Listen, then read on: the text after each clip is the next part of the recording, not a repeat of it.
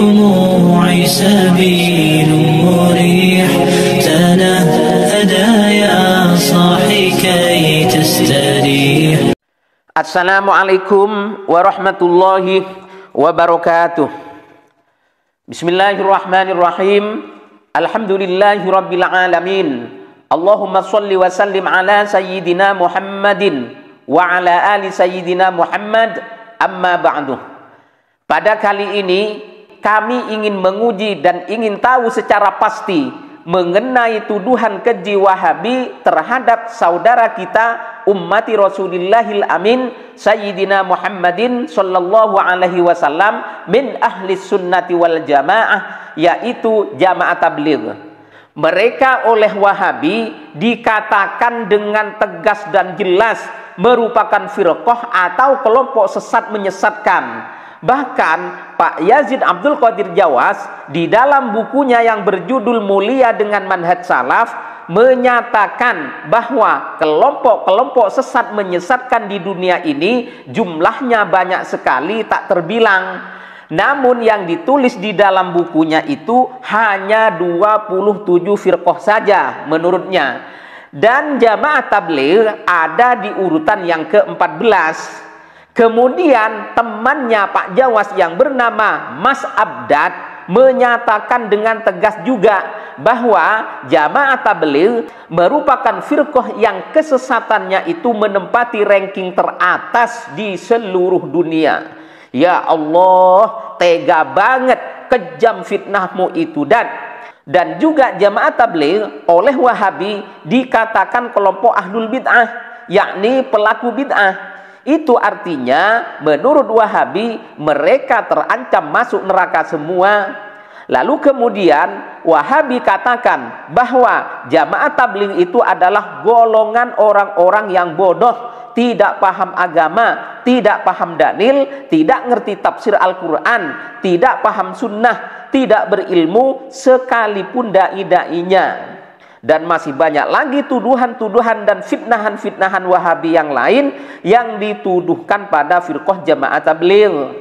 Nah, sekarang mari kita uji apakah benar apa-apa yang dituduhkan kaum Wahabi pada jamaah tabligh, atau justru Wahabi yang masih belum kapok-kapoknya mengadopsi sifat-sifat dan karakter-karakter kaum Khawarij.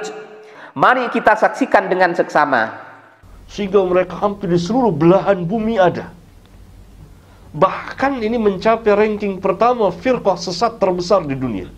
Jangan jadi khawarij lah kalau kita ngaji. Khawarij itu apa? Mereka gampang memvonis, mereka gampang untuk menyesatkan.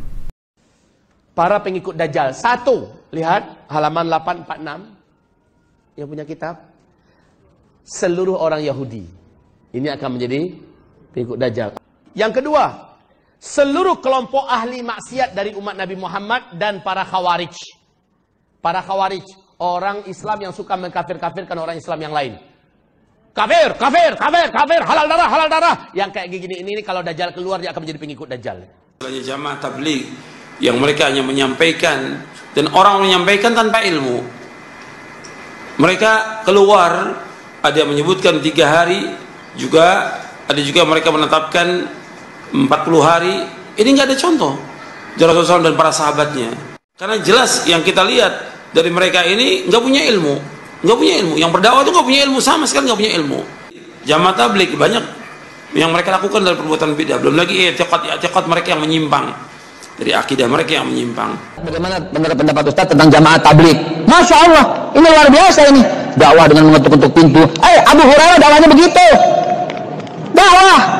Ikuti jamaah tabligh, nggak ada masalah. Yang antum nggak boleh ikutin itu Syiah. Ikuti jamaah tabligh, dia tertib dalam dakwah. Dia keluar khurut 3 hari, 40 hari, 4 bulan. Ikuti, nggak ada masalah. Boleh, boleh. Wajib tidak. Itu kifayah. Tapi antum harus berterima kasih. Kenapa? Karena jamaah tabligh mau dakwah sampai ke Papua. Jamaah tabligh dakwah sampai ke suku anak dalam, Jambi. Jamaah tabligh dakwah sampai ke Babi. Mereka dakwah luar biasa. Itu menggugurkan dakwah antum. Kalau sampai orang di suku anak dalam tidak tahu Islam, semua dosa. Tapi akhirnya semua menjadi tidak berdosa karena jamaah tabligh mau dakwah ke sana. Hormati mereka kalau datang, sambut dia seperti pahlawan. Kalau antum nggak berangkat, nggak apa-apa. Kalau antum nggak sanggup, nggak apa-apa. Tapi jangan hinakan mereka. Jadi dengan ini kami menghimbau kepada saudara kami, cintailah jamaah tabligh seperti kita mencintai saudara seiman kita yang lain. Jangan dimusuhi mereka. Mereka bukan lawan kita. Mereka ahlus sunnah wal jamaah. Mereka punya kelebihan. Ya, mungkin saja kita punya kekurangan. Kekurangan kita ini kita belajar dari mereka. Mungkin kita punya kelebihan. Kelebihan kita ini seharusnya menutupi saudara kita yang di tabligh. Kita harus menyatu di akhir zaman ini. Ada tetangga saya dulu, sebelum saya berangkat ke Mesir, rambutnya panjang, tapi laki-laki, rambutnya sebahu, tato, punya biliar, meja biliarnya ramai. Begitu saya pulang ke kampung dari Mesir, saya sholat di masjid, terlambat. Imamnya enak sekali. Bismillahirrahmanirrahim. Alhamdulillahi Rabbil Alamin. Selesai sholat, siapa ini? Rupanya yang punya meja biliar dulu. Saya tanya, abang tobat ketemu Imam Mahdi apa? Ketemu siapa? Kata dia, ada satu kelompok datang ke tempat kami, masuk ke meja biliar kami. Ustadz-ustadz selama ini ceramahnya di masjid, di mimbar, kami tak tersentuh. Tapi orang ini datang, kami sangka mau main biliar. Berjenggot, berjubah, mengajak sholat. Pertama kami marah, jangan ajak-ajak kami sholat. Besok datang lagi, senyum, bawa minyak wangi, ngasih siwak gosok gigi. Kami marah. Hari ketiga kami marah, datang. Lama-lama kami muak, iyalah kami ikut. Akhirnya kami berhenti, kata dia. Lalu saya ketemu ketika ijtima jamaah tabligh 3 provinsi, 20.000 orang hadir, ramai. Saya ketemu bapak-bapak, bapak kan di BNN dulu, Badan Narkotika Nasional. Iya Pak Ustadz. Gimana ceritanya bisa kemari? Rumah saya depan masjid. Terus saya nggak pernah ke masjid, nggak ada orang ngajak saya. Sampai akhirnya suatu kali ada ngetuk pintu, Assalamualaikum, Waalaikumsalam, Pak ayo ke masjid. Yuk, jangan ajak-ajak saya. Dari kecil saya sudah tahu, tutup pintu. Besok dia datang lagi. Hampir saya cabut pistol, saya nembak dia.